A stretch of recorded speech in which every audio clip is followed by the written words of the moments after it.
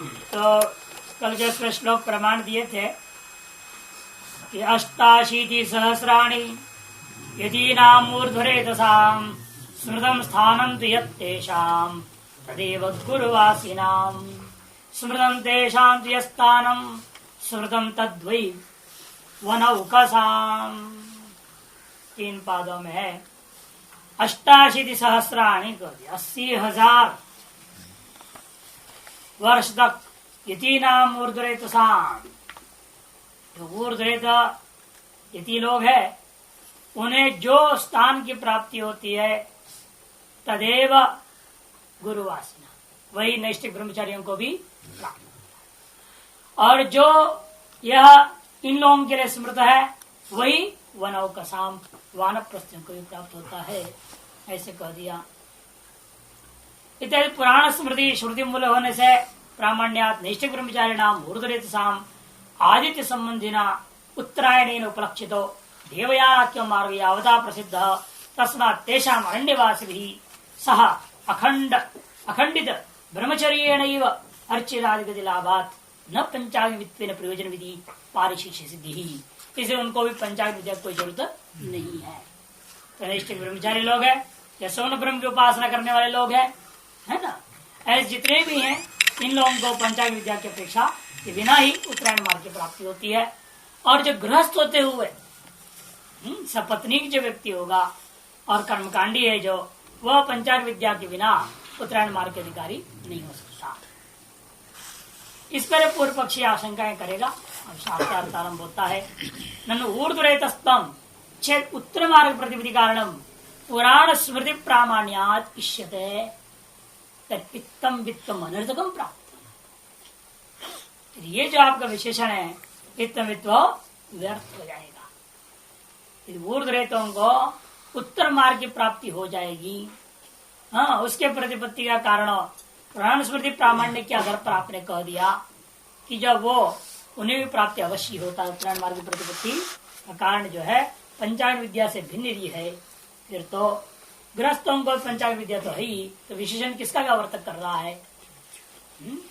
इत्तम वित्तम अनर्थकम, ये विशेषण अनर्थक हो जाएगा। शंका का आशय टीका इस पर बता देखिए। किम नैष्ठिकानां ब्रह्मचारिणाम उत्तर मार्ग प्रतिविधि संभव अस्ति नवा। विचार यह यहाँ तात्पर्य इसका शंका का वास्तव में क्या नैष्ठिक ब्रह्मचारियों को उत्तरायण मार्ग की प्राप्ति होगी या नहीं होगी। आद्य अनर्थकम इत्थम वित्तम प्राप्तम, यदि प्राप्ति हो जाए फिर इत्थम वित्त विशेषण व्यर्थ हो जाए। इति श्रुति विरोध हो जाएगा, श्रुति के साथ विरोध होगा। और नहीं प्राप्त होते कहते हो फिर तो पारिशेषिक जो असिद्धि दोष थे हमने दिया था पहले, वो तदवस्थ हो जाएगा। यदि शंका का तात्पर्य है तब हम वहां भी पूछना चाहेंगे क्या आप कहना चाहते हो इत्तम वित्त जो विशेषण है क्या नैष्ठिकान प्रति अनर्थकम इत्युच्यते किंवा सर्वान एव प्रति, ये सभी के प्रति गृहस्थों के प्रति भी व्यर्थ ही है, ये कहना चाहते हो। उससे पहला में तो नैष्ठिकों के प्रति इत्थम वित्त विशेषण है ही नहीं, इसलिए वहां व्यर्थ ही है, तो हमें कोई आपत्ति नहीं है। पहला पक्ष स्वीकार्य है, नैष्ठिकों के प्रति इत्थम वित्त विशेषण की अपेक्षा नहीं है। लेकिन सभी के प्रति नहीं है ये नहीं कह सकते। कुछ गृहस्थों में ही व्यावर्तन करने के लिए, गृहस्थों में 2 प्रकार के हैं, एक इत्थम वित्त गृहस्थ है और एक अनित्थम वित्त गृहस्थ है। जो पंचांग की विद्याओं को जानने वाले गृहस्थ है और जो इसको न जान करके केवल कर्मादि करने वाले गृहस्थ हैं, उनमें से किसको उत्तरायण मार्ग मिलेगा? कहते जो पंचांग विद्या विशिष्ट होकर के कर्माकांड करता हुआ विद्यमान गृहस्थ को ही मिलता है। यह बात बोध कराने के लिए गृहस्थों के अंतर्गत इतर व्यावर्तन है तो विशेषण गृहस्थों का ही केवल होगा, अन्य आश्रमों के लिए विशेषण की अपेक्षा नहीं है। इसलिए भाष्यकार ने कहा न गृहस्थान प्रति अर्थवत्पात, गृहस्थों के प्रति यह प्रयोजन वाला है। कैसे? ये गृहस्थानित्थम विदः येषां स्वभावतः दक्षिणो धूमादिपंथा प्रसिद्ध। जो गृहस्थ अनित्थम विद्य अर्धे पंचाग्नि विद्या को नहीं जानते, न उपासना कर रहे हैं, ऐसे जो लोग हैं तेषाम उनको तो स्वभाव से ही दक्षिणायन मार्ग की प्राप्ति होगी। यह बात जो अत्यंत प्रसिद्ध है। और अतएव तेषांच मध्य, इन गृहस्थों के बीच में यह इत्तमिदो माने ये इत्तमिदो, जो गृहस्थ इस प्रकार पंचाग्नि विद्या के वेत्ता हैं, उपासक हैं, सगुणम व अन्य ब्रह्मविदो, चाहे वो न भी हो, इसलिए कह रहे हैं क्योंकि अन्यों के लिए कौन, नैष्ठ ब्रह्मचारी, वानप्रस्थी और सन्यासी परिव्राजक जो हैं, जो क्या है वो भी जरूरी नहीं पंचाग्नि विद्या करें, बिना पंचाग्नि विद्या कैसे ले सगुण ब्रह्म की उपासना कर ले। गृहस्थ भी कोई जरूरी नहीं, गृहस्थ होते हुए ये नहीं कि पंचाग्नि विद्या जानने वाले गृहस्थ को ही उत्तरायण मार्ग है, ऐसा नहीं। पंचाग्नि विद्या वाले को गृहस्थ को तो मिलेगा, साथ साथ सगुण ब्रह्म उपासना करने वाले गृहस्थों को भी मिलेगा। नैष्ठिक ब्रह्मचारीवत, परिव्राजकवत, वानप्रस्थवत, उन लोगों के जैसे उन गृहस्थ लोग जो पंचाग्नि विद्या को नहीं जानते हैं किंतु सगुण ब्रह्म हिरण्यगर्भ आदि की उपासना कर रहे हैं, तो उन्हें भी उत्तरायण मार्ग की प्राप्ति जरूर होगी। जैसे पहले कह चुके, हाँ उसके महिमा गाते हुए कहना, चाहे उसके अंत्येष्टि संस्कार कोई करे चाहे न करे तो भी जो है उत्तरायण मार्ग प्राप्त हो जाएगा। ऐसे हिरण्यगर्भ उपासना प्रकरण में आया हुआ। इसलिए भाष्यकार कह दिया सगुणम व अन्यत ब्रह्म, माने अन्यत में इत्थम जो विद्य था, अर्थात जो सगुण का पंचाग्नि विद्या थी, इससे जो भिन्न सगुण ब्रह्म को जान रहा है। अन्यत सगुणम ब्रह्म विदु, अन्यत ब्रह्म नहीं कर देना उसको, और एक खट्टा इन्होंने छाप दिया। हाँ, अन्यत सगुणम का विशेषण, अन्यत सगुणम ब्रह्म विदुर्वा से क्या प्रमाण है, अथ यदुचैवस्मिन् छव्यं कर्म कुर्वन्ति यदि नार्किषमेव, कहते अथवा यत् उ च एव अस्मिन्, इसके मरने के बाद शव्यं कर्म कुर्वन्ति यदि न, चाहे उसके शव्य कर्म कोई करें चाहे न करें तो भी अर्चिषमेव अभियंती, ऐसे पहले कहा है, वो अर्च मार्ग को ही प्राप्त करता है। यदि लिंगात, यह श्रुति प्रमाण होने से उत्तरेण ते गच्छन्ति, वे लोग सब के सब वो सारे गृहस्थ, चाहे वो पंचाग्नि विद्या वाले हों चाहे सगुण ब्रह्म विद्या वाले हों, वे सब के सब जरूर नैष्ठिक वानप्रस्थ और ब्रह्म सन्यासियों के समान वे उत्तरायण मार्ग को प्राप्त कर देते हैं। नीचे स्पष्ट कर दिया, तेषाम एव गृहस्थानां मध्ये तीसरी एक उक्तेन प्रकारेण, जो कोई भी लोग प्रकारेण इत्तम पंचाग्नि दर्शन विदु, पंचाग्नि दर्शन पंचाग्नि विद्या पंचाग्नि उपासना को जानते करते हैं, और अग्निभ्यो अन्यद्वा सगुणम ब्रह्म, देखो अन्वय कर दिखा, अग्निभ्यो अन्यद्वा, नहीं तो अन्य ब्रह्म करके जो दूसरा ब्रह्म करके नहीं लेना, कहीं गड़बड़ अर्थ हो जाएगा ना वहाँ, इसलिए हम जान के दिखा रहे हैं अग्निभ्यो अन्यद्वा सगुणम ब्रह्म, ऐसा ही अन्वय करना पड़ेगा। विदुः ते देवयानेन उत्तरेण पथा गच्छन्ति, ऐसा पूर्वान्वय कर देना है। अच्छा, ननु पूर्व पक्षी कहता ऊर्ध्वरेत गृहस्थानांच समान आश्रमित्तम, जो ऊर्ध्वरेत हैं और गृहस्थ हैं ये दोनों तो समान आश्रमी है। ऊर्ध्वरेत एव उत्तरेण पथागमन न गृहस्थ नामित न युक्तम अरण्योत्रादि दैवी वैदिक कर्म बाहुल्य चस्ति, अरे अधिक से अधिक फल होना चाहिए, उल्टा कम फल कैसा हो गया है, वो तो बड़ा कर्म कांड में लगा हुआ है। मान उन गृहस्थों को ले रहे हैं जो केवल कर्मी है, उपासक नहीं। शंका करने वाला कर रहा है ये केवल कर्मी की अपेक्षा से जो है आप ऊर्ध्वरेत को अधिक फल कैसे बता दिए, उत्तरायण मार्ग बता दिए, और केवल कर्मी को बोलते दक्षिणायन मार्ग मिलेगा, ये तो उचित नहीं है। क्योंकि ऊर्ध्वरेत जैसे ऊर्ध्वरेत कहाँ रहते हैं, ये लोग भी आश्रम में रहते हैं, गृहस्थ आश्रम में रह रहे हैं, वहां रहते ब्रह्मचर्य का पालन कर रहे हैं, सब कुछ पालन कर रहे हैं, विवाह आदि नहीं करते, माता पिता की सेवा में लगे हैं। अनेक प्रकार से रह सकते हैं, ऊर्ध्वरेत कोई जरूर नहीं कि वहाँ गुरुकुल में भी रह सकते हैं, वहां भी रह सकते हैं। इसे यहाँ ऊर्ध्वरेत का अलग कर रहे हैं नैष्ठ ब्रह्मचारी से, इससे लगता है ये वो उन लोगों को लेना है जो गृहस्थ आश्रम में रह रहे हैं और विवाह आदि से रहित होकर के केवल माता पिता आदि का सेवा करता हुआ अखंड ब्रह्मचारी, वाजपेयीवत नहीं, घर देश सेवा में लगे हुए हैं।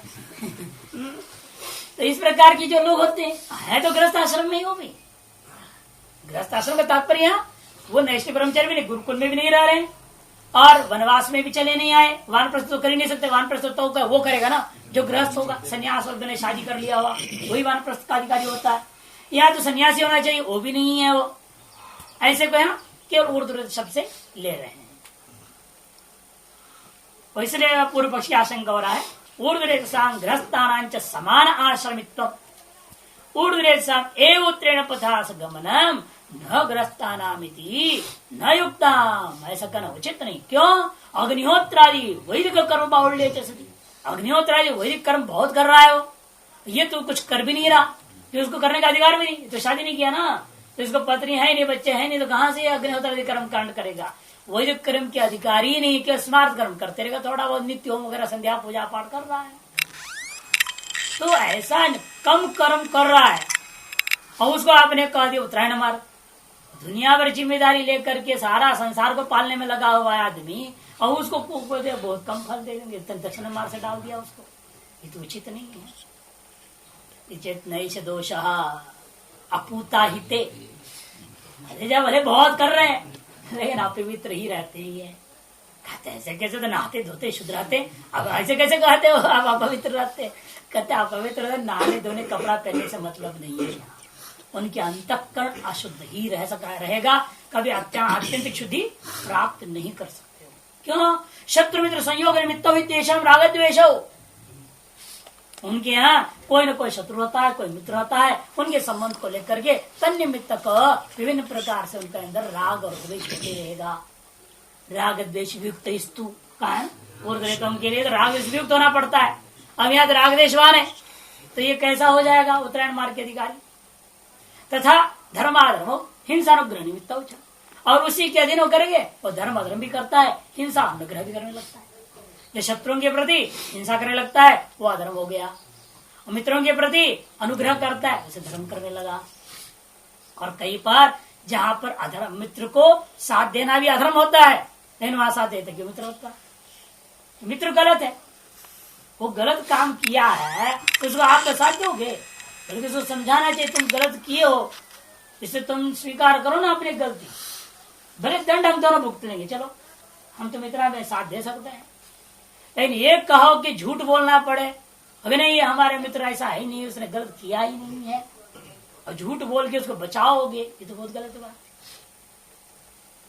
इस तरीके जो है ना व्यक्ति को धर्माधर्म का विवेक ही नहीं हो पाता है, ऐसी मोह ममता बन जाता है अपना पुत्र मित्र आदि के प्रति, धर्माधर्म का विवेक नहीं हो पाता, हम गलत कर रहे हैं कि सही कर रहे हैं विवेचन ही नहीं कर सकता। अतएव निश्चित रूप से उसके द्वारा हमेशा पुण्य पाप मिश्रित होते ही रहेगा।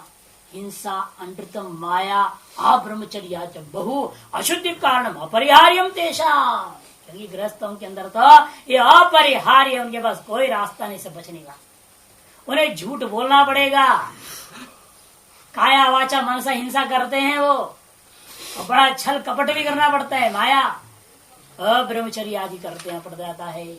बहु अशुद्धि कारणम, बहुत सारे अशुद्धि के कारण है, और जो कि कहा कि भाई प्रायश्चित कर लिया जाए, कहते नहीं नहीं वो अपरिहार्य, परिहार ही नहीं उसका, ऐसे काम हो जाते हैं।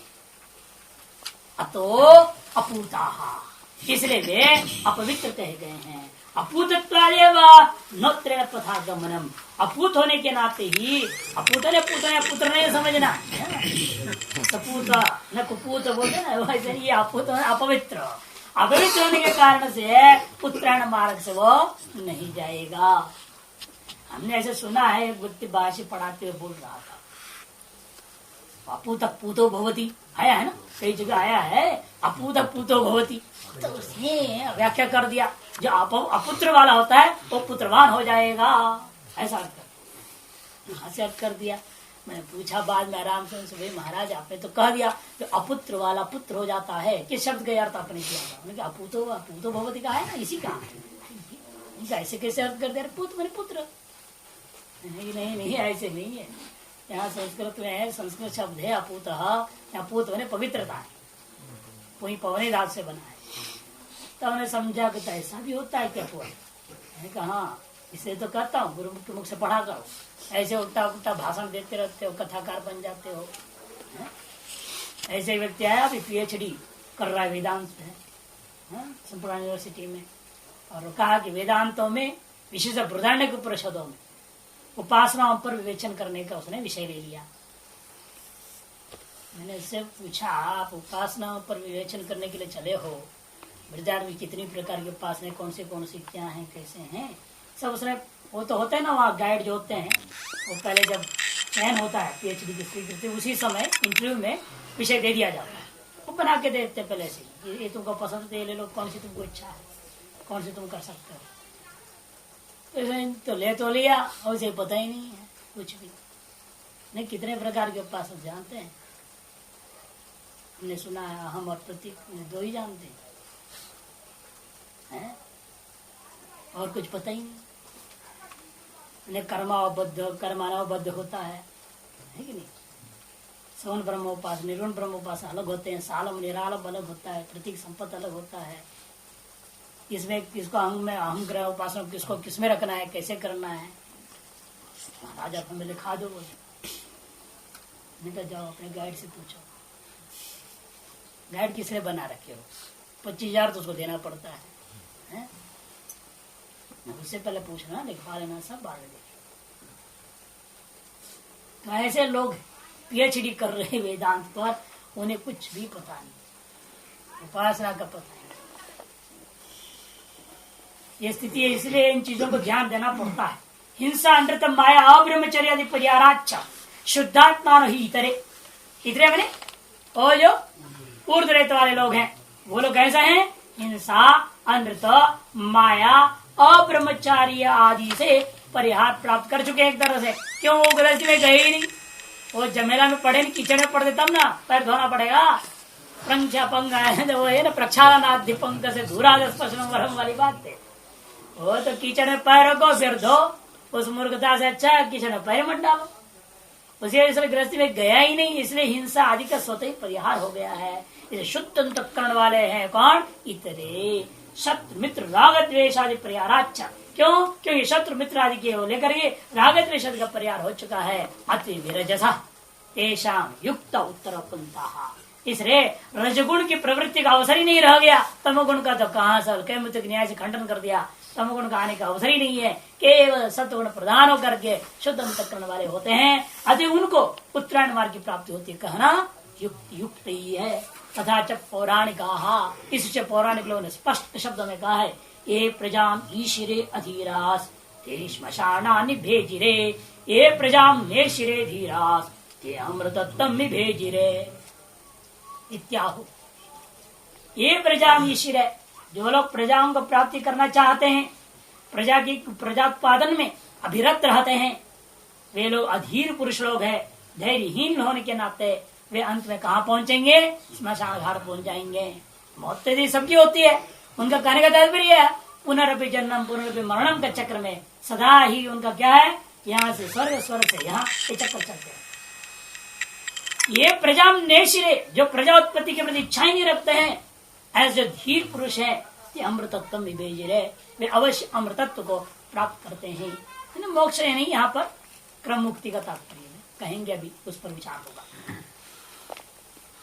है केवल आपके 20 उम्र से लेकर के 40-45 50 उम्र तक क्या खान पीन उसका खराब रहेगा, तो भी 50 उम्र से आगे क्या उसके जो इंद्रिया सताएंगे? नहीं, बाद में इंद्रिया नहीं सता पाती। 20 से 50 थोड़ा धैर्य रखे रहे, 30 साल पार कर गए तो पार कर गए, फिर बाद में इतना कोई खास परेशानी नहीं है। ऐसे ऐसे देखा धीर है, 42 उम्र में जाके शादी कर गए। ओम बाबा नाम, उनको ओम बाबा नाम रख दिया, सन्यासी हो गए हैं, ओम भवानंद महाराज। 42 उम्र में शादी किए, एक रिटायर्ड कोई हेड मिस्ट्रेस थी उससे, फिर उसके बाद वो भी छोड़ दी, और बच्चे भी सब छोड़ छाड़ के अब बाबा बन के बैठे हैं। वो तो कितने उम्र में जाकर उनको सताया, सोचते रहे कि हम नहीं करेंगे, नहीं। अच्छा हुआ पहले माता नहीं बने थे, बेचारी बन के रहते रहे। तो वो सुना रहे थे हमको, अनुभव अपना बता रहे थे। हम तो समझते हैं 20 से 50 तक जो बच गया, हम तो समझते हैं कि जन्म से मरण तक जो बच गया सो बच गया। जब तुमने संकोच कर दिया, कृपा पात्र कृपा कर दी तो अच्छी बात है। क्योंकि पता नहीं जितना कहते हैं कि ना, जितना आम पकता है बढ़िया उतनी मीठा होता है, जितना ही बूढ़ा होता है उतना ही जो काम वासना बढ़ती जाती है। इंद्रिय भले साथ दे न दे, इन वासना तो बढ़ती ही जाती है। और कुछ नहीं तो स्पर्शानंद लेने को चल जाता है। नहीं परेशान। हाँ बहुत अच्छा बेटी, बहुत अच्छा बेटी, पीठ पर हाथ फेर के अपना आनंद ले लेते। कहाँ जाएगा वो वासना संस्कार, बड़ा मुश्किल नहीं। तो इसलिए हमने उनको कहा कि आप भले बोल रहे हो 20 से 50, हमारे हिसाब से तो जो है जीने से मरने तक का पूरा समय खतरे का समय है। पूरा समय धैर्य रखना चाहिए, वही धीर पुरुष होता है। इत्थम विराम गृहस्थानाम अरण्यवासिनां च समान मार्गत्वे अमृतत्व फले च सती अरण्यवासिनां विद्या अनर्थक्यम प्राप्तम। पूर्वपक्षी कहता है यदि आप कहते हो इत्तम विद गृहस्थ और अरण्यवासी दोनों का समान मार्ग आपने बता दिया है ना, और अमृतत्व फल भी बराबर, तो अरण्यवासियों के प्रति विद्या की अनर्थता हो जाएगी।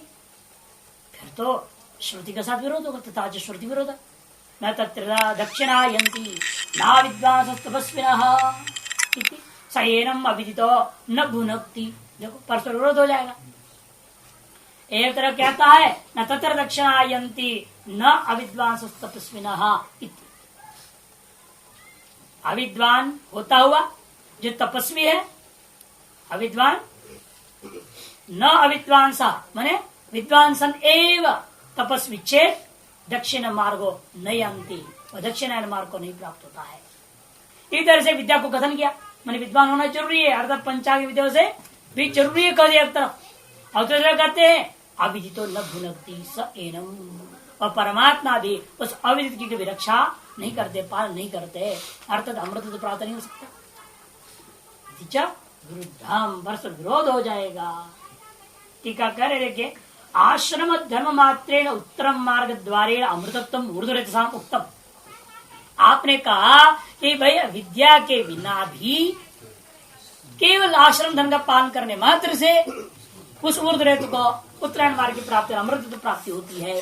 विद्या की कोई जरूरत नहीं है। और विद्या का विशेषण था वो गृहस्थों के अंतर ही, जो अविद्वान जो दक्षिणायन मार्ग का गृहस्थ अधिकारी गृहस्थ है उसे आवर्तन करने के लिए है। ऐसा आपने अभी अभी निश्चय दिया है। उस पर शंका पूर्व पक्षी कहता है ये ठीक नहीं है।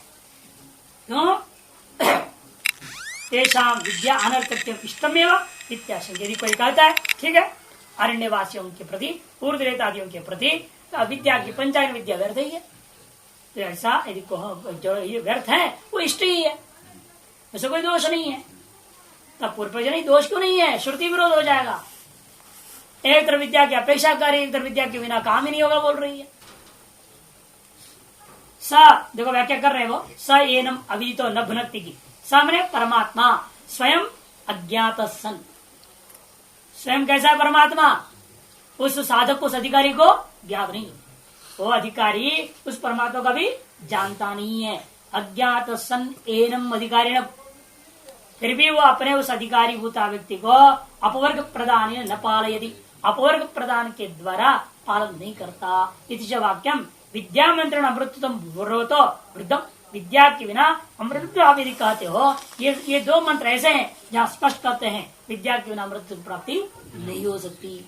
जब तक हम उस ब्रह्म को नहीं जानेंगे तो वह ब्रह्म हमको मोक्ष लेकर पालन नहीं करता, ऐसे स्पष्ट कह रहा है। विद्या की जरूरत है। फिर आपने कैसे कह दिया ऊर्ध्वरेतों को विद्या के बिना स्वाश्रम धर्म पालन मात्र से ही ऊर्ध्वरेतवा वानप्रस्थी हो गए, और उन लोगों मैंने उनको जरूरत है प्रजा परिव्राजकों को भी, हाँ इन लोगों को पंचांग विद्या के बिना स्वाश्रम धर्म का पालन करते हैं और रहने मात्र से उत्तरायण मार्ग से अमृत प्राप्ति होती है। ये आपको कहना उचित नहीं। चेत ऐसे पूर्व पक्ष ने शंका करा, सिद्धांत कहते न, अरे ये अमृतत्व उस अमृतत्व की बात हो रही है यहाँ जो साफ आभूत संबलव स्थान से अमृतत्व। अरे ये जो पुराण का आप श्लोक उठाए हो ना, यह अमृतत्व का अर्थ उसी पुराण में बोल दिया। तत्रैव उक्तम, पौराणिक ही जिस जगह का आप श्लोक उठा के बता रहे हो उसी जगह पर अमृतत्व की व्याख्या किया है। क्या किया? आभूत संप्लवम स्थानम अमृतत्व निभाष्यते, ऐसे कर दिया। आभूत संप्लव स्थान माने इस मनवंतर तक, केवल इस मनवंतर में ही भूतों का संप्लव हो जाता है, प्रलय हो जाता है। इस मंत्र समाप्ति होती ही पूर्ण प्रलय, तो उसी प्रलय को लेकर के यहाँ तब तक वो रहता है। किस बात से? श्रुति भी प्रमाण है, इमम मानवम नावर्तन्ते, श्रुति में हमने पहले भी आपको बताया था, दो पर न स पुनरावर्तते, वहां पर तो वास्तविक मुक्ति की बात कहा जाता है। इमम मानव नावर्तनते, यहाँ तात्पर्य वास्तविक मुक्ति नहीं है। ये पहले जहाँ जहाँ प्रसंग आए तो उपासनाओं का फल कथन काल में हम लोगों ने स्पष्ट विचार किया है, या भाष्यकार भी संकेत कर रहे हैं। देखिए, यच्च आत्यंतिकम अमृतत्वम तद अपेक्षा, जो आत्यंतिक अमृतत्व है ना, उसकी अपेक्षा से यह गौण अमृतत्व है, जो आभूत संप्लव पर्यंत नित्य स्थिरता, माने जन्म मृत्यु चक्र नहीं है ना। हाँ, इस मनवंतर की परिसमाप्ति पर्यंत वो एक एक देव भाव में बना रहता है, जन्म मरण को प्राप्त नहीं करता। वह वास्तविक जो मुक्ति है उसकी अपेक्षा से ये भी मुक्ति के सदृश हो गया, उत्तर से जन्म मरण प्राप्त नहीं किया, अतएव आपेक्षिक अमृतत्व का कथन किया गया है। न तत्र दक्षिणायन्ति सैनम न भुनक्ति इत्यादि श्रुतियः इत्यतो न विरोधः। ऐसे श्रुतियों को आपेक्षिक अमृतत्व पर कहीं घटा लेनी चाहिए, अतएव कोई विरोध नहीं होता। फिर वास्तविक मुक्ति के लिए क्या शब्दावली होती है और अपेक्षित मुक्ति क्या क्या है? तो दोनों बता, न च पुनरावर्तन्ते, सीधा है, न च पुनरावर्तन्ते अथवा न स पुनरावर्तन्ते, ऐसा अलग अलग जगह पर अलग अलग शब्दावली है। और सापेक्ष अमृतत्व के लिए इमम मानव आवर्तम नावर्तन्ते, ऐसा है। इतने श्रुति विरोध यदि चेत पूर्व पक्ष है, इधर दोनों श्रुतियों पर विरोध हो जाएगा। जन्म, अरे दोनों का अलग अलग ही विषय है, विरोध कहाँ है? तुमको लगता है तुम तो सब इकट्ठा कर देते हो, जहां इकट्ठा है नावर्तनते आगे इकट्ठा कर दिया। अरे नावर्तनते का विशेषण भी तो देखो, इमम यह, एक और भेजेंगे तेषाम यह न पुनरावृत्ति, उनको यहाँ मन इस लोक में पुनरावृत्ति नहीं होगी, ये कह रहे। अर्थात अन्य लोक में बना हुआ रहेगा, मुक्त कहाँ हुआ? यानी तो इसलिए इमम यह इतने शब्दों को देखते हुए स्पष्ट है, इन दोनों वाक्यों का परस्पर कोई विरोध नहीं हो सकता। इमम मानमिति विशेषणा तेषाम यह च पुनरावृत्तिरस्ति, ये भी इसी छांदोग्य का ही अगले में आ रहा है। इति च यदि ही एकांते नैव नावर्तेरन, यदि वास्तव में आत्यंतिक मोक्ष की बात यहाँ कहना होता तो इमम मानवम यह इति च विशेषण अनर्थकम स्यात्, इमम में विशेषण नहीं दिए होते, यह ये विशेषण भी नहीं दिए होते, इन विशेषणों से ज्ञापन हो रहा है आत्यंतिक मुक्ति का ये प्रश्न ही प्रसंग नहीं है। अतएव दोनों विषय वाक्यों का विषय अलग हो गया, न स पुनरावृत्ति न च पुनरावृत्ति का विषय मुख्य मुक्ति हो गया, और इमम मानव इत्यादि जो कथन करने वाले अनावृत्ति का जो कथन करते हैं ये सापेक्ष अमृतत्व का कथन कर रहे हैं। वो पूर्व पक्षी कहता है इमम यह इति आकृति मात्र, नहीं वो तो केवल कहने के लिए कह दिया, यहाँ नहीं आते, मैंने कहीं नहीं आते, ऐसा अर्थ करता उसको। यहाँ नहीं आते का मतलब कभी नहीं होता उनका जन्म, ऐसा अर्थ करता है। मतलब केवल आपको जो यहाँ से जा रहे हो, यहाँ से मरने के बाद दोबारा यहाँ नहीं आएगा, अर्थात हमेशा के लिए मुक्ति हो जाएगा, ऐसा अर्थ कर देना चाहिए। पूर्व पक्षी कहता है इमम यह इत्यादि क्या है? आकृति मात्र उच्चते, न ऐसा नहीं कहना। अनावृत्ति शब्द नहीं हुआ, नित्य अनावृत्ति आकृति कल्पना अनावृत्ति व्यर्थ हो जाएगा, उसको विशेषण ही मानना पड़ेगा। अनावृत्ति शब्द मात्र से नित्य अनावृत्ति रूपार्थ बोध तो हो ही रहा है, तो आकृति रूपी आकृति कल्पना करना यह उचित नहीं होता। नानावृत्ति इत्यादि, क्योंकि सभी तदेव व्यतिरेक मुखे न विशदेति, इसी को व्यतिरेक मुख से भी कहेंगे। क्या कहते हैं कि अत इमम यह इति च विशेषणार्थवत्व आय अन्यत्र आवृत्ति कल्पनीय, क्योंकि जो है इमम यह इत्यादि में विशेषणार्थ में विशेषणों की अर्थवत्ता को सिद्ध करने के लिए अन्यत्र आपको आवृत्ति की परिकल्पना करनी ही होगी। न च सत एकमेव द्वितीयम इत्यम प्रत्यवता मूर्धन्या नाड्या अर्चिता मार्गणिक गमनम, और जो एकमेव द्वितीयम की अनुभूति कर लिया उसके तो गमन ही नहीं हो सकता। अच्छा, गमनाभाव वाला कौन होगा और गमन वाला कौन होगा, ये व्यवस्था तो देना पड़ेगा ना। इसे सदैकमेवा द्वितीयम, इनको व्यावर्तन करने के लिए कह दिया, ऐसे आप नहीं कह सकते, क्योंकि गमन का प्रसंग ही नहीं है। सत एकमेव द्वितीय तत्व को इति एवं प्रत्यवताम मूर्धन्या नाड्या अर्चनादि मार्गेण गमनम में न संभवती ब्रह्मैव सन् ब्रह्माप्येति तस्मात् तत्सर्वम् अभवत् न तस्य प्राणा उत्क्रामन्ति अत्रैव समवलीयन्ते इत्यादि इधर सैकड़ों श्रुतियां हैं जो स्पष्ट कहते हैं कि वह ब्रह्मज्ञानी का गमनागमन होता ही नहीं है। इसलिए जो उत्तरायण मार्ग से जा रहा है उसकी अनावृत्ति कथन करना है और उस अनावृत्ति कथन करने के लिए इमम और यह के विशेषण की अपेक्षा नहीं है। इसलिए इमम और यह विशेषण जरूर उन लोगों को लेकर के कहा जा रहा है जो यहाँ पर बार बार पुनरावृत्ति करने वाले दक्षिणायन मार्ग वाले हैं, उनकी अपेक्षा से अलग मात्र इनको किया जा रहा है। सापेक्ष मुक्ति का कथन यहाँ पर मानी जा सकती है, क्योंकि वास्तविक मुक्ति वाले के तो गमनागमन का विचार ही खत्म है वहाँ। और इसलिए वहाँ जिसका गमनागमन ही नहीं है उसको एक तरह व्यावर्तन करने के लिए विशेषण देने की कोई जरूरत नहीं रह गया। तस्मात, अरे इसका अर्थ हम बदल देंगे, तस्मात सर्वम अभवत, इसका अर्थ बदल दो।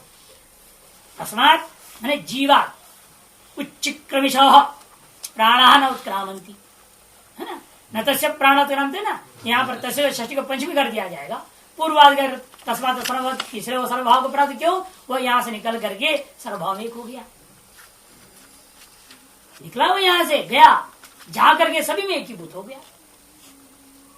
इसलिए जीव भाव से उत्क्रमण करने की इच्छा वाला का वह प्राणा न उत्क्रामंती, उसके प्राण उत्क्रमण नहीं करे, वो उत्क्रमण कर गया। और पक्षी कहेगा प्राण तो उत्क्रमण नहीं किए, प्राण तो लीन हो गए सब, लेकिन जीव उत्क्रमण कर गया। इसे खंडन करेंगे, बिना प्राण के जीवत्व ही नहीं हो सकता।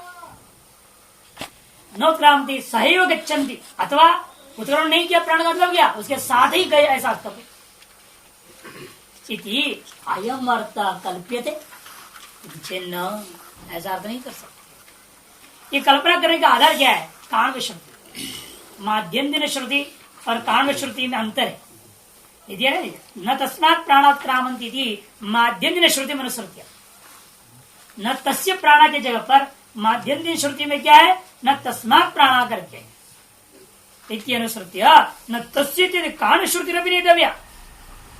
इसे न तस्य करे जो काण्व श्रुति है उसको बदल दो, उसको तस्य का तस्मात् ही कर दो माध्यम के अनुसार, और तस्मात् का क्या है ना, जीव भावात, जीवा उत्क्रमिशो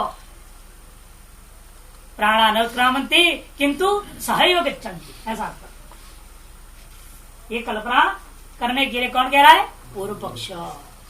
तब कहते शंकते चेत न, ऐसा नहीं कहना, अत्रैव समर्वयन्ते भी क्यों कहा थे, सहैव गच्छन्ति यदि होता, साथ में यदि जा रहे हैं वो प्राण, फिर अत्रैव अत्र एव मैंने अन्यत्र गमन का अभाव को एवकार के निश्चय किया। एवकार क्या है, पर इतर व्यावर्तन कर रहा है, जो अत्यंत योग प्राप्त था उसको निषेध कर रहा है।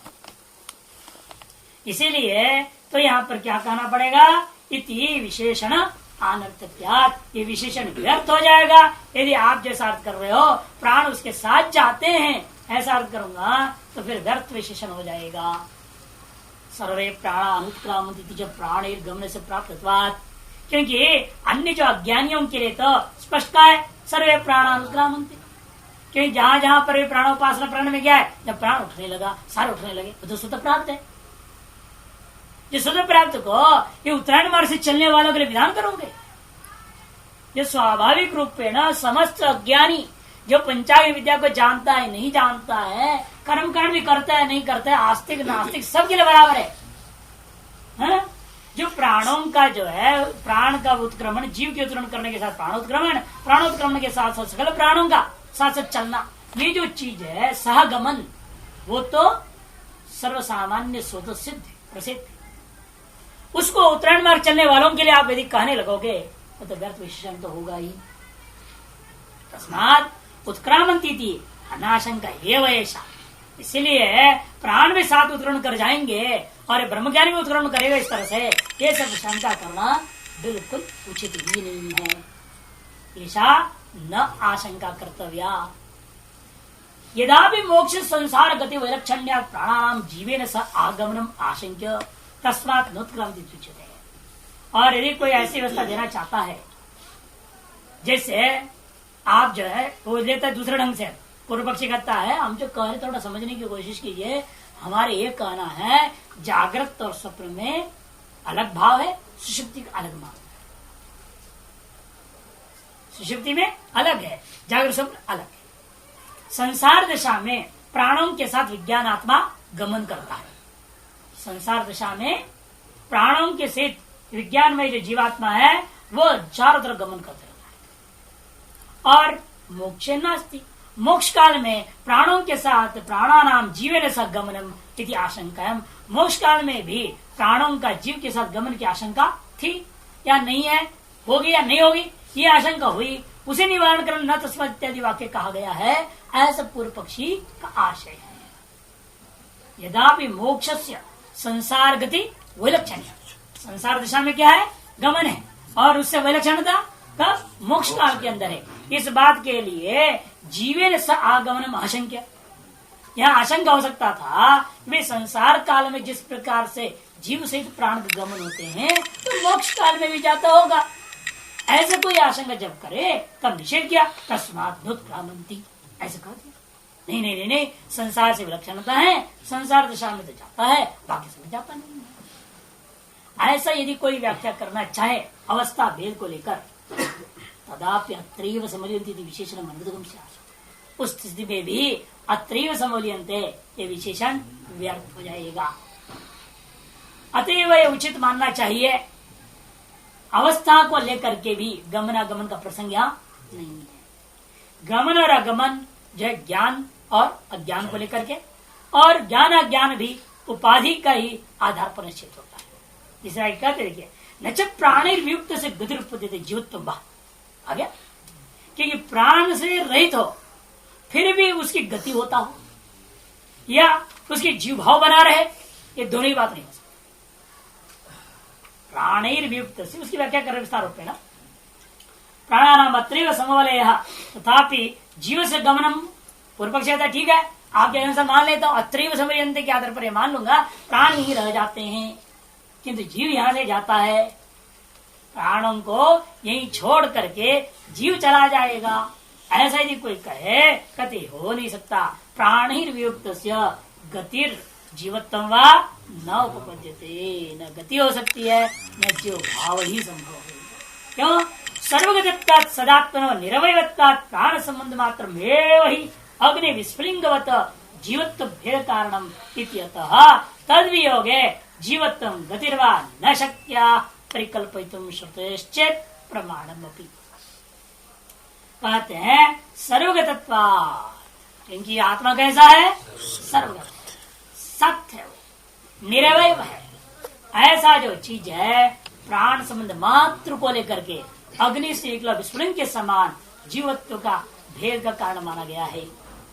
अतः तद वियोगे अर्थात प्राण का वियोग होने पर जीवत्व गतिर्वा न शक्या परिकल्पयितुम, जीवत्व या का गति अथवा गति दोनों में से किसी चीज की आप परिकल्पना नहीं कर सकते।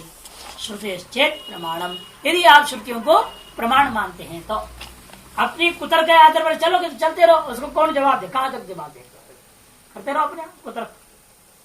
नहीं नहीं, इसलिए कहते श्रुतेश्चेत् प्रमाणम तरी परिकल्पयितुं न शक्य। पूर्व पक्षी कहते हैं ममैवांश जीवलोक के बोला है ना, वो तो परमात्मा सावयव है, निरवय आप कैसे कहोगे। और उसके अनुपन करके अलग अलग होते, छिद्र हो पैदा हो जाए, भगवान छेद हो जाएगा नहीं, परमात्मा में बहुत छेद हो जाएंगे, क्यों उसे एक अणु निकलेगा ना, किसी कीचे से एक अणु निकाल देंगे तो क्या होगा, छेद हो जाएगा।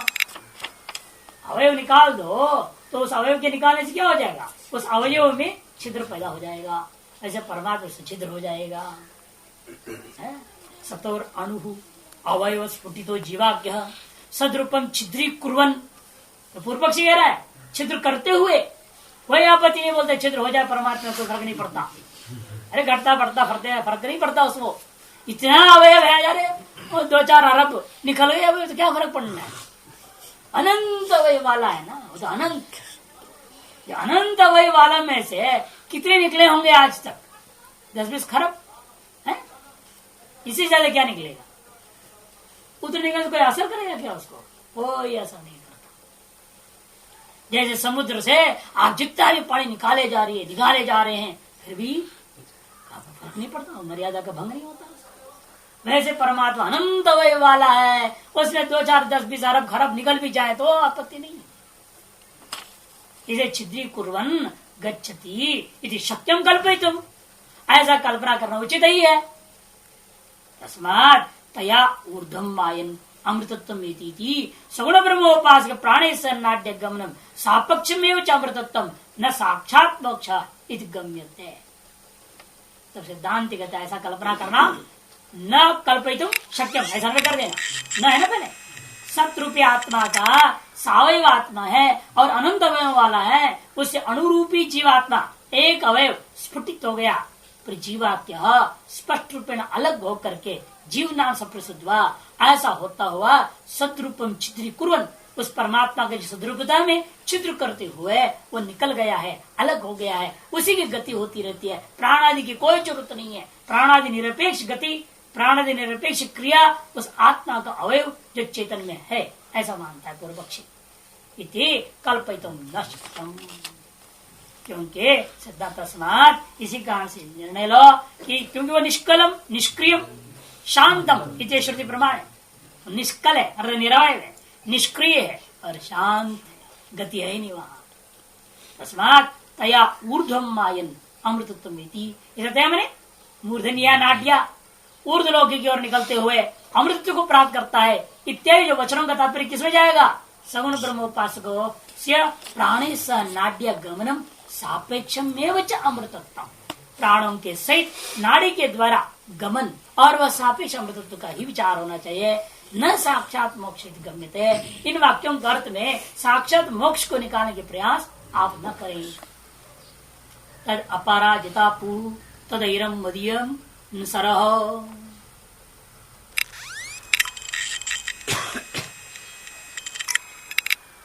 कहा भी है वो जो जा रहा वहां पर क्या है? तद अपराजिता पू तदैरम मदीयम सरह, वहां भी भूख प्यास लगता है, लेकिन उसके ऐसा वहां बढ़िया तालाब है, अहिरम मदीयम सरह, अहिरम मने जो चावल के माड़ की वहां सरोवर है, बढ़िया वो दारू बना हुआ सड़ सड़ करके, उसको पी के मस्त हो जाता है। नहीं जैसे मछुआर होते ना, मछली फिशरमैन, वो क्या करते, गरीब लोग कहाँ से दारू खरीदेंगे इतना है, तो क्या करते, जो चावल की माट नहीं होता है वो घड़े में भर देते हैं। उसकी जो घर में औरत रहती है, बच्चे के लिए बनाती भोजन, तो रोज बाहर निकालते हैं और उसको घड़े में भर देते हैं। 1 घड़ा भर गया, 2 घड़ा भर गया, 3 घड़ा, 10 घड़ा भरते हैं और उसको जमीन के अंदर गाड़ते जाते, बना हुआ इस हिसाब से दबाए, वो अंदर वो फर्स्ट क्लास दारू बन जाता है। और 15-20 दिन के लिए जाते हैं, जब मछुआरे जाते हैं समुद्र में 20-20 दिन 25-25 दिन के लिए चले जाते हैं, वो 15 घड़ा उनको दे दिया गया है और बाकी 15 घड़ा यहाँ हो रहा है। जब वो लौटेंगे तब तो ये तैयार हो जाए।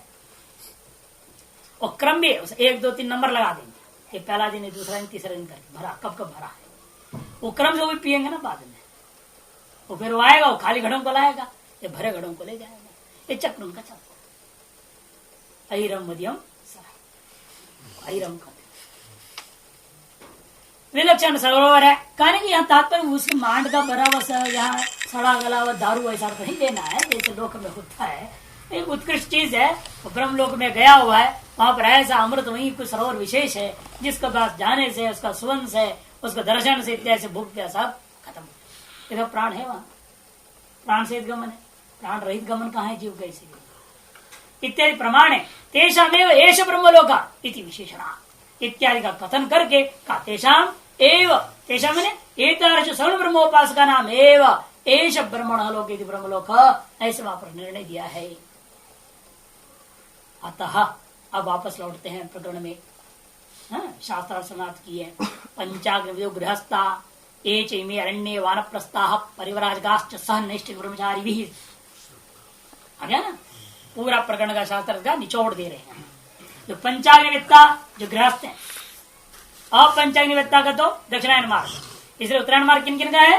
पंचाग्निवेत्ता गृहस्थ एक, और ये चेमी अरण्य, अरण्य में रहने वाले कौन से लक्षित हुआ? वानप्रस्थ परिव्राजक, उनसे उपलक्ष्य कौन है? नैष्ठिक ब्रह्मचारी भी सह श्रद्धा तपित्यमादि उपासते। मंत्र में लौटे, श्रद्धा तप उपासते, उसके लिए श्रद्धा तो आदि कि श्रद्धार्थ अब दो ही नहीं। और श्रद्धार्थ का तात्पर्य क्या है? श्रद्धान सन तपस्विनश्च इत्यर्थ। श्रद्धावान है वो और तपस्वी है वो। तो उपासना शब्द का अर्थ तुमने कहां से घटा दिया? श्रद्धा उपासना श्रद्धावान सन ऐसे कैसे कर दिया? तपकर तपस्विना सन ऐसा अर्थ कहां से निकाल दिया आपने? कहते उपासना शब्द तात्पर्य तत्परता, तत्परस्य भाव तात्पर्य। उन्हें श्रद्धा ही है परम लक्ष्य जिसका।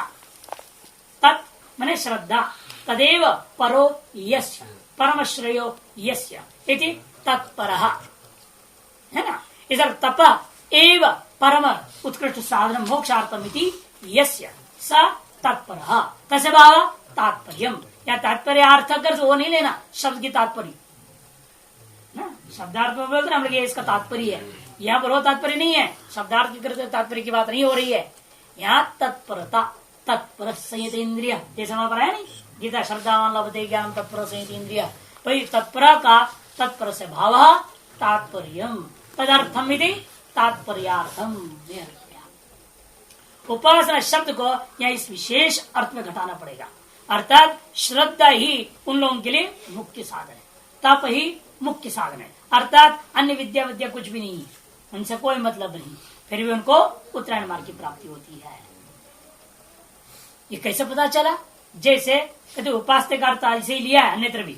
इष्टा पूर्ते दत्तमित उपास्य अगले ही मंत्र में या 5, 10, 2 पढ़ रहे हो, 5, 10, 3 में आने वाला है। इष्टापूर्ति दत्तमित उपासक मतलब क्या? इष्टवान, इष्टात्मक कर्म वाला, दत्तात्मक कर्म वाला है ना, और पूर्तात्मक दत्त कर्म वाला, इन कर्मों को ही परम श्रेष्ठ साधन मानने वाला, ऐसा अर्थ करेंगे आगे। वही प्रश्रुति ही ऐसा आगे भी कर रही है। अतः यहाँ पूर्व में भी वैसे अर्थ उपासना का अर्थ लेना। श्रद्धा की उपासना करते हैं ऐसा अर्थ नहीं करते। श्रद्धा को ऐसा है कि उपासित तत्व है, तब कोई उपासित तत्व है क्या? ब्रह्म है, परमात्मा है, विष्णु, राम, कृष्ण, ये सब जो सगुण साकार कोई तत्व विशेष हैं, उनके जो लीला है, महिमा है, सब कुछ है, वो तो उपास्य हो सकते हैं। और श्रद्धा की क्या उपासना करो? श्रद्धा की जाने वाली वस्तु है उपास्य के प्रति, और श्रद्धा खुद उपास्य नहीं होती। उपास्य की उपासना का साधन है श्रद्धा, स्वयं श्रद्धा उपास्य नहीं हो सकती। इस श्रद्धा उपासक है, तपो उपास्य का अर्थ श्रद्धा की उपासना करता है और श्रद्धा उपास्य है, ऐसा अर्थ घटाना उचित नहीं है। अतः उपासक का अर्थ यहाँ पर क्या आना पड़ेगा? श्रद्धावान सन सवर्ण ब्रह्मादि की उपासना करता है, तपस्वी होकर के सवर्ण ब्रह्मादि की उपासना करता है, ऐसा ही अर्थ लेना होगा। जैसे आगे आप लेते हैं कर्मवान होकर के वो अपना कर्म कांड को इष्ट पूर्ता दत्त कर्मों में ही परम श्रेय का साधनत्व को स्वीकार करने वाला इन कर्मों को करता है, ऐसा अर्थ जैसे आगे लिया जाएगा उसी प्रक्रिया पर भी। इतना ही नहीं, श्रुत्यंत्राच, श्रुत्यंत्र से एक और बात जोड़ना पड़ेगा यहाँ पर। ये च सत्यम ब्रह्म हिरण्यगर्भाख्यो उपासते ते सर्वे अर्चम अर्चरभिमानीम देवताम अभिसंभवन्ति प्रतिपद्यन्ते। बृहदारण्य के 6:2-15 श्रुत्यंतरात् का तात्पर्य नीचे दिया टिप्पण में 6:2-15। इस बृहदारण्य श्रुति के आधार पर आपको करना ये क्या गाना पड़ेगा? तो सत्य ब्रह्म अर्थात सत्यम ब्रह्म हिरण्यगर्भाख्यो उपासते, सत्याख्य जो ब्रह्म जिसका दूसरा नाम हिरण्यगर्भ है, उसकी उपासना करने वाले जो लोग हैं, ते अपि सर्वे अर्चरभिमानीम देवता अभिसंभवन्ति प्रतिपद्यन्ते। ये वो लोग हैं जो पंचाग्रविद्ता नहीं है, गृहस्थ हैं, किंतु सत्य ब्रह्म रूप हिरण्यगर्भ की उपासना कर रहे हैं। बाकी सब तो आएंगे इसमें, वारण्य वार प्रतिपादित नैतिक ब्रह्मचारी सत्य ब्रह्म की उपासना कर ही रहे हैं, और वो तो कर्मकांड तो करते भी नहीं। उन्होंने कर्मकांड के अधिकार से रह चुके हैं, वो त्याग चुके हैं, वो कर्मकांड ही नहीं है। हाँ, ये सब तो लोग तो सत्य ब्रह्म उपासक तो ही। इसलिए ये जो अलग करे श्रुत्यंतरात् करके, ये गृहस्थों में जो पंचांग विद्या को नहीं जानता वो भी उत्तरायण मार्ग का कर सकता है, यदि वह सत्य ब्रह्म की उपासना करे। हाँ, सगुण ब्रह्म वो तो हम लोगों ने कहा था, श्रुति से नहीं, यहाँ श्रुति प्रमाण से श्रुत्यंतरात् इनको भी आप जोड़ी। शास्त्रार्थ में कह दिया था, भाष्यकार ने शास्त्रार्थ में अपना जवाब देते समझा दिए, लेकिन उसके श्रुति प्रमाण से साबित कर, उसको यहाँ जोड़ना चाहिए। देवताम अभिसंभवन्ति प्रतिपद्यन्ते, नीचे दिया श्रद्धाम सत्यम उपासते श्रुत्यंतरम। आंधीरी में वो श्रुति भी दिखा दिया, शुद्धाम सत्यम इत्युपासते यदि श्रुत्यंतराम तस्माद इति शेषा समानम मन्यत। बाकी इस मंत्र का अर्थ अर्ची से क्या हो गया, वो दिन अभिमानी दिन से शुक्ल पक्ष इत्यादि इत्यादि जो है ना, उसकी व्याख्या नहीं कर रहे। ये सब की व्याख्या हमने पहले ही चतुर्थ गति व्याख्यान चौथे अध्याय 15वें जो है आपका ब्राह्मण के 5वां छंदोग में विचार हो चुका है। 305 और 306 पृष्ठ है इस पुराने कैलाश के प्रकाशन में। एष देवयान पंथा व्याख्यात सत्यलोकावसानो नांडात बही। और ये जो देवयान मार्ग है ना, ये सब वैराग्य अर्थ था ना, इसलिए याद दिला रहे हैं। ये जो व्याख्यात देवयान मार्ग है सत्यलोक रूपी अवसान पर्यंत है, नांडात बही, ब्रह्मांड से बाहर नहीं, अर्थात मोक्ष का प्रसंग नहीं है। ये सब उपासनाएं कर लो, कुछ भी कर लो, आपको भले इस मनवंतर में ना आना पड़े, अगले मनवंतर की सीट बुकिंग रहेगी, आना तो पड़ेगा ही। इसीलिए एतादृश सकाम ब्रह्मलोक आदि की प्राप्ति पर्यंत की भी किसी भी लोक की कामना किए बिना व्यक्ति को उपासना अंतर्गत शुद्ध मात्र के लिए करनी चाहिए, ताकि तद द्वारा वो ज्ञानानुभूति कर मुक्ति को प्राप्त कर सके। इसलिए संकेत कर रहे हैं कि जो कुछ है लोक गति, ये सब कहा है, यदंतरा पितरम मातरंचित मंत्र वर्णात् मंत्र भी दिया पूरा का पूरा नीचे 6-2-2 पूरा मंत्र नीचे दिए हैं। यदि न ऋषि वचन श्रुतम, यदि इस ऋषि के वचन को नहीं सुना है, अर्थात वेद के वचन को सम्यक प्रकार से श्रवण नहीं किया, द्वे श्रुति अशनवम, ऐसे लोगों के लिए मैं 2 मार्ग को सुना है। एक पितृणाम अहम देवानाम उत मर्त्यनाम, एक तो पितृमार्ग है, दूसरा देवयान मार्ग है। और इन समस्त मर्त्यों के प्रति ऐसा होता है, 2 मार्ग मैंने सुना है। अहम अशनवम मर्त्यानाम प्रति द्वे श्रुति अस्ति अहम अशनवम कहते पितृणाम देवानां चेति ताभ्याम इदम विश्वम एजत समेति। और इस प्रकार से इन 2 मार्गों के माध्यम से विश्व में गमनागमन करता हुआ समेति यदंतरा पितरम मातरं चेति, जिसके माध्यम से वापस पिता माता के बीच में लौट जाता है। अथवा पिता है आपका ऊपर के लोग, माता है नीचे के लोग, इन्हीं लोगों का बीच है वो दौड़ते रहता है। अतएव संसार गति ही है इन सारे प्रकार के उपासनाओं की, सब प्रकार का जितना भी है, जब तक सकाम करते रहोगे सब इसी तरह से रहेंगे। बात सिद्ध किया। ओम पूर्णमदः